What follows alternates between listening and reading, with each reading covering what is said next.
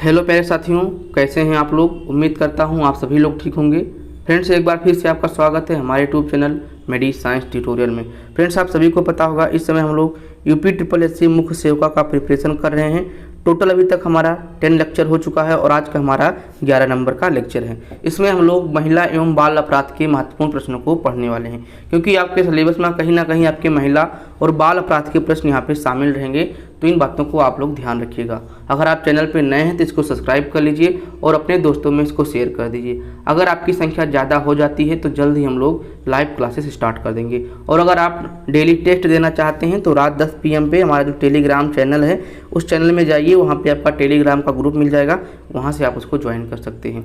तो हम टेलीग्राम के चैनल और ग्रुप दोनों का लिंक हम डिस्क्रिप्शन बॉक्स में दे रहे हैं, वहाँ से आप इसको ज्वाइन कर लीजिए। और डेली आपका 10 PM पे यानी कि रात 10 बजे आपका टेस्ट होता है और टेस्ट में जो प्रश्न पूछे जाते हैं वो डेली लेक्चर के होते हैं। तो आप लोग पूरे दिन में एक बार लेक्चर लीजिए, उसके बाद में रात में आप टेस्ट दीजिए, ताकि आपका जो भी है वो डेली क्या होता चले, क्लियर होता चले। ठीक है, तो इन बातों को आप लोग ध्यान रखिएगा।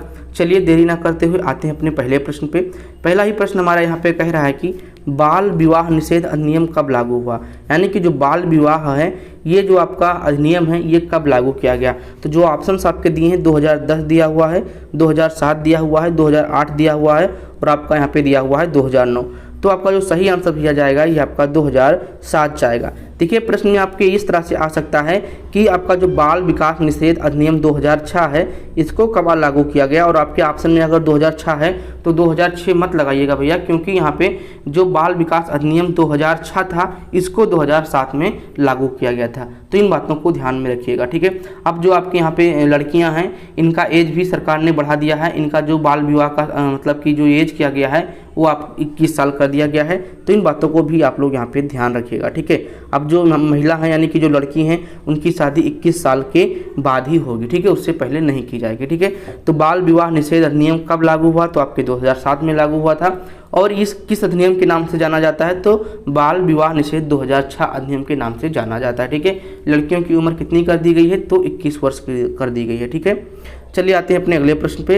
अगला यहाँ पे हमारा सेकंड नंबर का प्रश्न है। ये कह रहा है कि सबसे पहले किशोर न्याय अधिनियम का अस्तित्व कब आया था। ठीक है, ये कह रहा है कि सबसे पहले किशोर न्याय अधिनियम अस्तित्व में कब आया था। तो जो आपका ऑप्शन है हमारा 1965, 1995, 1986 और 2007। तो इसका जो सही आंसर जाएगा यहाँ पे 1986 जाएगा, यानी कि सी वाला ऑप्शन यहाँ पे सही जाएगा, क्योंकि आपका जो किशोर न्याय अधिनियम का जो अस्तित्व था वो आपके 1986 में आ गया था। उसके बाद में अलग अलग आपके यहाँ पे संशोधन हुए, इसके बारे में यहाँ पे हो जाएगा। ठीक है, तो यहाँ पे जो सही आंसर जाएगा आपका यहाँ पे 1986 जाएगा, सी ऑप्शन। ठीक है, चलिए आते हैं अपने अगले प्रश्न पे। अगला प्रश्न यहाँ पे हमारा 3 नंबर का है। ये कह रहा है कि किशोर न्याय अधिनियम के देश भर में कब लागू किया गया। ठीक है, देखिए अधिनियम आपका 1986 में आ गया था। ठीक है, लेकिन अब ये देखो प्रश्न आ गया है कि कब लागू किया गया था। ठीक है, तो इस तरह से आपके प्रश्न एग्जाम में आ सकते हैं कि कब अधिनियम मतलब कि अस्तित्व में आया था और कब लागू किया गया था। ठीक है, तो किशोर न्याय अधिनियम जो है इसको देश भर में कब लागू किया गया था, तो इसको देश भर में आपका यहाँ पे 2000 में किया गया था। तो ऑप्शन नंबर यहाँ पे क्या सही जाएगा, बी वाला सही जाएगा। ठीक है, अब देखिए 86 यहाँ पे लिखा हुआ 1986, तो ये क्या था, ये अस्तित्व में आया था। क्या आया था, अस्तित्व में आया था। ठीक है, लेकिन लागू कब किया गया था, तो आपका 2002 में 2000 में लागू किया गया था, सन 2000 में लागू किया गया था। तो ऑप्शन नंबर यहाँ पे आपका बी वाला सही जाएगा। ठीक है, चलिए आते हैं अपने अगले प्रश्न पे। अगला प्रश्न यहाँ पे हमारा 4 नंबर का है। ये कह रहा है कि घरेलू हिंसा से महिलाएं का संरक्षण। ठीक है, घरेलू हिंसा से महिलाओं का संरक्षण अधिनियम कब लागू हुआ। ठीक है, यानी कि जो आपके घर में जो घरेलू हिंसा होते हैं इसमें महिलाओं का संरक्षण जो अधिनियम है वो कब लागू किया गया है। तो जो ऑप्शन आपका दिया हुआ है 26 नवंबर 2006 दिया है, 26 अक्टूबर 2006 दिया है, 15 अक्टूबर 2006 दिया है और आपका 26 दिसंबर 2006 दिया है। तो इसका जो सही आंसर जाएगा यहाँ पे बी वाला जाएगा। 26 अक्टूबर 2006 को महिला का संरक्षण अधिनियम यहाँ पे क्या हुआ था, लागू हुआ था। इसमें जो घरेलू हिंसा है इनके प्रति महिलाओं को क्या दिया जाता है, संरक्षण दिया जाता है। ये आपका 26 अक्टूबर 2006 को क्या हुआ था, लागू हुआ था। ठीक है, तो देखिए प्रश्न में आपके सब में जो सन है वो 2006 दिखा हुआ है, लेकिन जो डेट है वो परिवर्तित है। तो ये चीज़ ध्यान रखिएगा, अपने नोट डाउन कर लीजिए अपने कॉपी में कि 26 अक्टूबर 2006 को घरेलू हिंसा से महिलाओं का संरक्षण अधिनियम आया था। ठीक है, चलिए आते हैं अपने अगले प्रश्न पे। अगला प्रश्न यहाँ पे हमारा 5 नंबर का है। 5 नंबर का जो प्रश्न हमारा कह रहा है कि बाल अधिकार संरक्षण हेतु राष्ट्रीय आयोग का मुख्यालय कहाँ है। ठीक है, यानी कि बाल अधिकार संरक्षण जो है इसका जो राष्ट्रीय मुख्यालय है, ठीक है, राष्ट्रीय आयोग मुख्यालय है, ये कहाँ स्थित है। ऑप्शन हमारा यहाँ पे नई दिल्ली, मुंबई, बेंगलोर और उत्तराखंड। तो इसका जो सही आंसर जाएगा ये आपका नई दिल्ली जाएगा। ऑप्शन नंबर ए वाला सही जाएगा, क्योंकि नई दिल्ली में आपका क्या है, बाल अधिकार संरक्षण राष्ट्रीय आयोग यहाँ पे स्थित है। ठीक है, तो यहाँ पे ध्यान रखिएगा, ये महत्वपूर्ण प्रश्न है, इसको नोट डाउन अपने कॉपी में कर लीजिए। ठीक, चलिए आते हैं अपने अगले प्रश्न पे। अगला प्रश्न यहाँ पे हमारा 6 नंबर का है और 6 नंबर में ये बताया गया है कि महिला अपराध होने की स्थिति में महिला में शिकायत दर्ज करा सकती है। यानी कि कोई महिला है, उसके साथ कोई भी यहाँ पे दुर्व्यवहार हुआ है, तो वो अपना अगर शिकायत करना चाहती है तो किस थाने में जाके कराएगी, अपने पास वाले थाने में या फिर कहीं भी। तो देश के किसी भी थाने में क्या हो सकता है, ये अपना यहाँ पे रिपोर्ट लिखा सकती है। तो यहाँ पे इस चीज़ों को आप लोग ध्यान रखिएगा। ठीक है, चलिए आते हैं अपने अगले प्रश्न पे। अगला प्रश्न यहाँ पे हमारा 7 नंबर का है और 7 नंबर का जो प्रश्न यहाँ पे कह रहा है कि विच हंटिंग एक्ट कब लागू हुआ था। विच हंटिंग एक्ट कब लागू हुआ था। तो ऑप्शन सो आपका दिया हुआ है 2012, 2013, 2015 और 2018। तो देखिए इसका जो सही आंसर जाएगा ये आपका यहाँ पे 2018 जाएगा, डी ऑप्शन।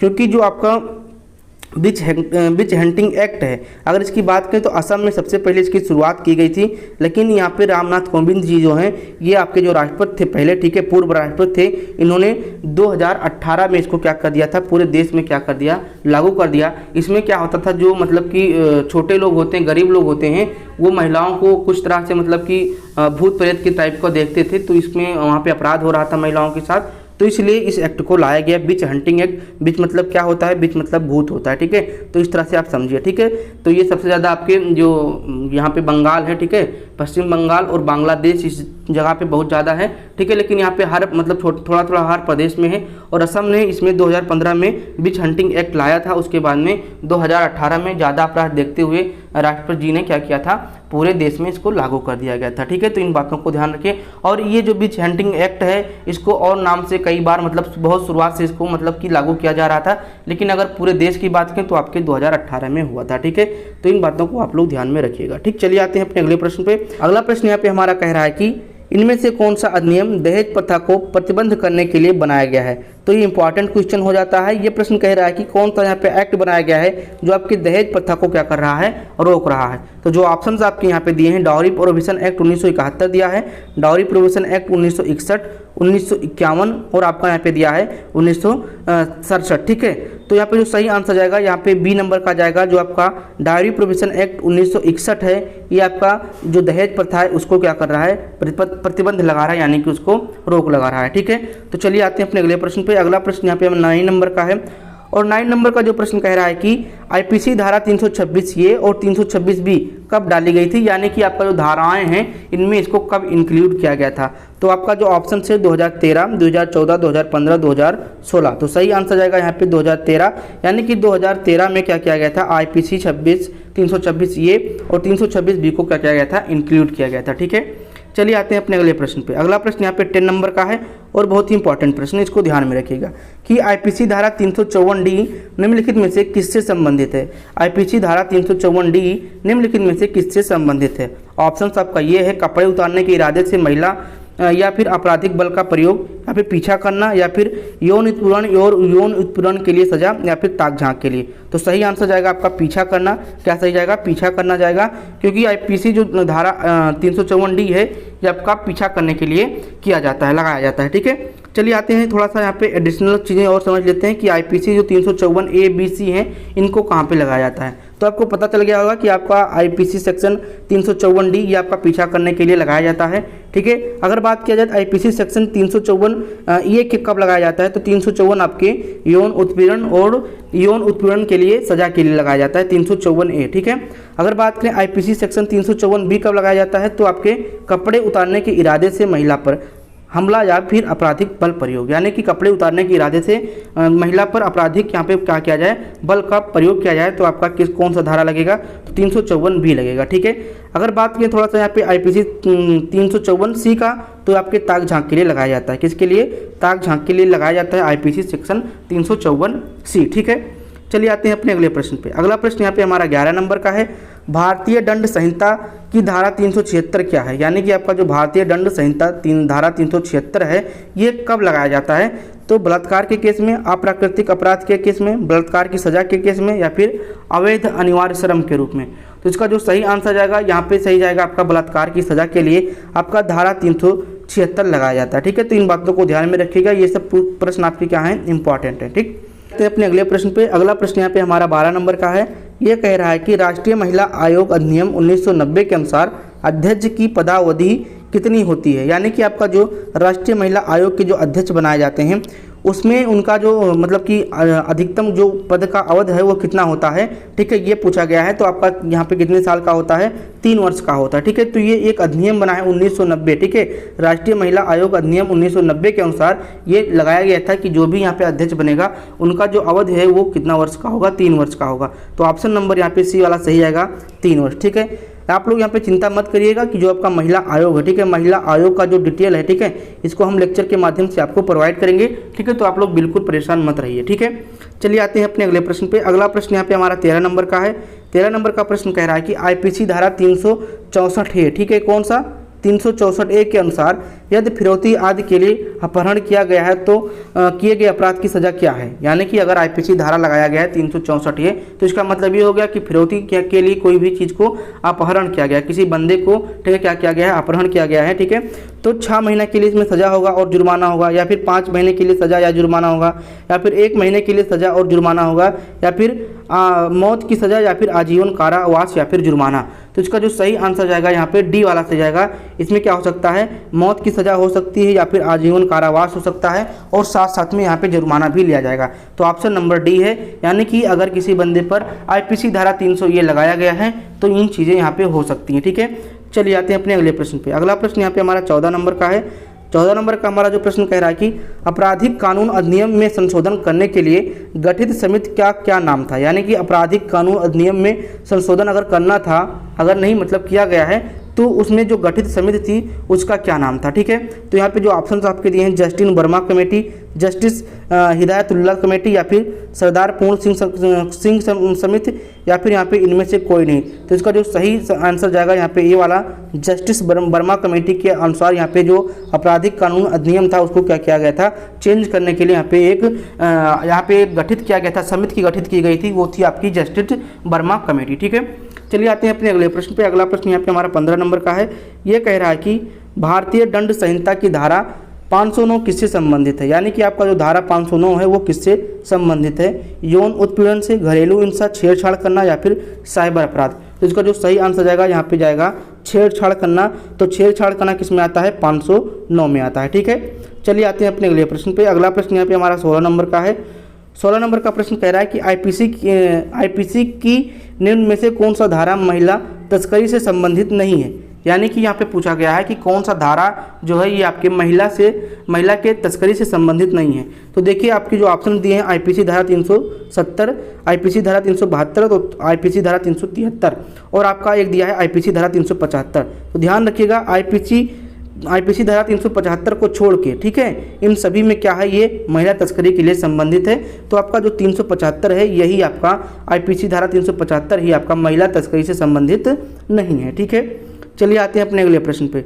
अगला प्रश्न यहाँ पे हमारा 17 नंबर का है, और ये कह रहा है कि निम्नलिखित में से कौन सा अधिनियम घरेलू हिंसा से महिलाओं के संरक्षण से संबंधित है। ठीक है, निम्नलिखित में से कौन सा अधिनियम घरेलू हिंसा से महिलाओं के संरक्षण से संबंधित है।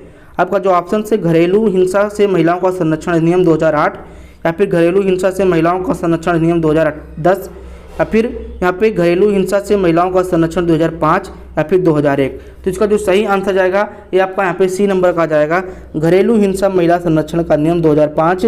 ठीक है, इसी के द्वारा यहाँ पे क्या किया जाता है, महिलाओं का जो घरेलू हिंसा होता है, ठीक है, उनको यहाँ पे संरक्षण दिया जाता है, किसके अधिनियम के द्वारा, अधिनियम 2005 के द्वारा। ठीक है, चलिए आते हैं अपने अगले प्रश्न पे। अगला प्रश्न यहाँ पे हमारा 18 नंबर का, ये कह रहा है कि निम्नलिखित में से किसका वर्णन धारा 498 के अंतर्गत किया गया है, यानी कि धारा 498 के अंतर्गत क्या है। ठीक है, तो ऑप्शन जो आपके दिए हुए हैं, पहला ऑप्शन दिया है, एक विवाहित महिला को आपराधिक इरादे से बहलाना या फिर ले जाना या फिर हिरासत में लेना, या फिर किसी महिला के पति या रिश्तेदार उसके साथ क्रूरता करता है या फिर रेप का प्रयास करता है, या इसमें से कोई नहीं। तो इसका जो सही आंसर जाएगा ये आपका ए नंबर का जाएगा, यानी कि एक विवाहित महिला को आपराधिक इरादे से बहलाना या फिर ले जाना या फिर हिरासत में लेना। तो ये आपकी किस धारा में आता है? धारा 498 के अंतर्गत आता है। ठीक है, चलिए आते हैं अपने अगले प्रश्न पे। अगला प्रश्न यहाँ पे हमारा 19 नंबर का है। 19 नंबर का प्रश्न कह रहा है कि अभियानों ने महिलाओं की सुरक्षा के लिए नए कानून बनाए हैं। ठीक है, अभियानों ने महिलाओं की सुरक्षा के लिए नए कानून बनाए हैं। महिलाओं की सुरक्षा के लिए 2006 में कौन सा कानून बनाया गया था? यानी कि कई सारे अभियान चले जिसमें महिलाओं के संरक्षण के लिए बहुत सारे कानून बनाए गए हैं। तो इस कानून में 2006 में कौन सा यहाँ पे कानून बनाया गया था? तो आपका जो ऑप्शन ए है वो है पे घरेलू हिंसा। ठीक है, दूसरा आपका दिया हुआ यहाँ पे यौन उत्पीड़न, आपका बाल उत्पीड़न, या फिर असमान मजदूरी। ठीक है, या फिर असमान मजदूरी। तो ऑप्शन यहाँ पे दिया गया है 2006 में कौन सा बनाया गया था? तो आपका घरेलू हिंसा बनाया गया था। ठीक है, घरेलू हिंसा अधिनियम बनाया गया था। अच्छा, घरेलू हिंसा अधिनियम कब बनाया गया? तो आपका 2006 में हो गया। लेकिन घरेलू हिंसा महिला संरक्षण अधिनियम 2005 को ही 2006 में क्या किया गया था? लागू किया गया था। तो ध्यान रखिएगा कि आपका जो महिला संरक्षण अधिनियम 2005 था इसको कब लागू किया गया था? तो आपका 2006 में लागू किया गया था। ठीक है, तो इनमें कंफ्यूज मत होइएगा, बहुत ही अच्छे प्रश्न हैं। ठीक है, ये बार बार आपके क्या हो रहे हैं? रिपीटेड हो रहे हैं। तो इन चीज़ों को आप लोग क्या कर लीजिए, पढ़ लीजिए अच्छे तरीके से, ताकि यहाँ पे आपको सारी बातें समझ में आ जाएं। ठीक है, चलिए आते हैं अपने 21 नंबर के प्रश्न पे। 21 नंबर का जो प्रश्न 20 नंबर का प्रश्न 20 नंबर का प्रश्न यहाँ पे कह रहा है कि एसिड अटैक अपराध किस धारा में दर्ज किया गया था? बहुत ही इंपॉर्टेंट प्रश्न, ध्यान रखिएगा कि आपका जो एसिड अटैक अपराध है इसको किस धारा में यहाँ पे दर्ज किया गया है? धारा 326 के अंतर्गत, या फिर धारा 320, या फिर धारा 322, या फिर ऊपर के सभी सही। तो आपका अलग अलग है। ठीक है, धारा 326, 20, 32 ये आपका क्या है? एसिड अटैक अपराध के मामले में यहाँ पे बनाया गया है। तो ऑप्शन नंबर यहाँ पे क्या सही जाएगा? डी वाला सही जाएगा। धारा को आप लोग रट लीजिए, आपके एग्जाम में आएगा। ठीक है, चलिए आते हैं अपने अगले प्रश्न पे। अगला प्रश्न यहाँ पे हमारा कह रहा है कि किस किशोर अधिनियम ने भारतीय किशोर अपराध अधिनियम 2000 को प्रतिस्थापित किया? तो जो ऑप्शन आपका दिया हुआ है, किशोर न्याय विधेयक 2015, किशोर न्याय विधेयक 2018, किशोर न्याय विधेयक 2005। तो इसका जो सही आंसर जाएगा यहाँ पे ए वाला सही जाएगा। किशोर न्याय विधेयक 2015 को 2000 जो आपका किशोर अपराध अधिनियम 2020 है ये क्या कर दिया है? प्रतिस्थापित कर दिया गया है। तो ऑप्शन नंबर यहाँ पे ये वाला सही जाएगा। ठीक है, चलिए आते हैं अपने अगले प्रश्न यानी कि 22 नंबर के प्रश्न पे, और यही प्रश्न आपका लास्ट है।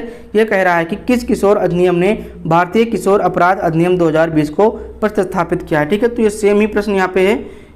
नहीं, यहाँ पे क्या किया गया? प्रश्न नहीं पूछा गया कि इसमें सज़ा पूछी गई है। ठीक है, तो सज़ा आपका जो है यहाँ पे ऑप्शन दिया है 6 साल की सज़ा और जुर्माना, 7 साल की सज़ा और जुर्माना, 8 साल की सज़ा और जुर्माना, या फिर 3 साल की सज़ा और जुर्माना। सही आंसर जाएगा यहाँ पे 7 साल की सज़ा और जुर्माना। तो ऑप्शन नंबर यहाँ पे क्या सही जाएगा?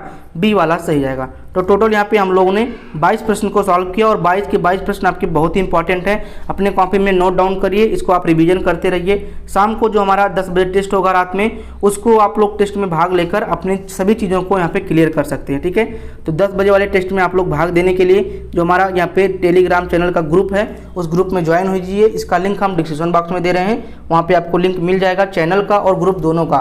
ठीक है, तो दोनों को आप लोग ज्वाइन कर लीजिए और रात में 10 बजे अपना टेस्ट दिया करिए। ठीक है, प्रश्न जो है आपके इसी लेक्चर से पूछे जाते हैं, यानी कि दिन में जो भी लेक्चर लिए जाएंगे उन्हीं से वहाँ पे प्रश्न पूछे जाएंगे। तो डेली आप लोग लेक्चर लीजिए और साथ में अपने चीज़ों को यहाँ पे टेस्ट के माध्यम से एकदम से क्लियर कर लीजिए, यही हमारा उद्देश्य है। ठीक है, ताकि एग्जाम में आप अच्छे से अच्छा यहाँ पे कर पाएँ। ठीक, अगर आप चैनल पे नए हैं तो इसको सब्सक्राइब कर लीजिए, अपने दोस्तों में शेयर कर लीजिए, और साथ साथ में अपनी पढ़ाई को लगातार करते रहिए। हम लाते हैं अपने नेक्स्ट वीडियो को, तब तक के लिए अपना ख्याल रखिए, पढ़ते रहिए। Thank you.